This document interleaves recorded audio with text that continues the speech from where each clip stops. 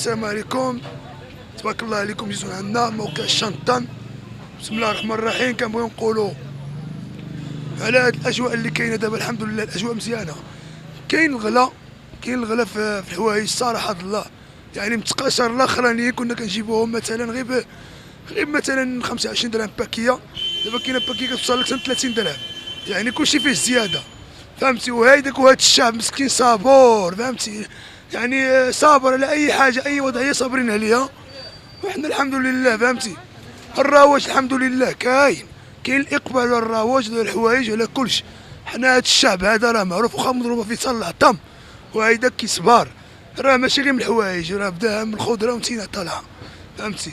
والحمد لله. المهم بنادم كيتساعد مع بعضيتو، يعني الانسان اكثريه حنا الدراوش الفقراء، فهمتي، يعني الطبقه الهشه معروفه في احياء شعبيه، خصوصا هنا بني مكاده. الناس يعني فيما كانت في طنجه كتسكن، اي حومه في طنجه كيجيو هنا بني مكاده كيتسخروا، فهمتي. واخا كاين الغلا، الناس الحمد لله يعني عندها واحد الثقه في راسها، كتسخر وتشري.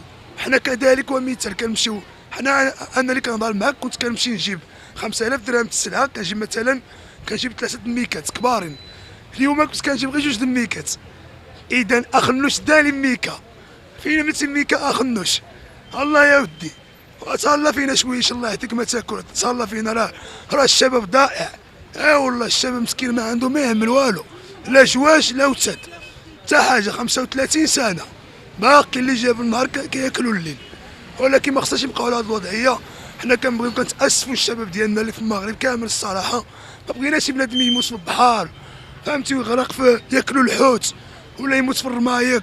بغينا نخدموا بلادنا هي الاولانيه، فهمتي. حنا كنموتوا على بلادنا، وهادشي اللي كاين الاخت. وتحياتي والسلام عليكم.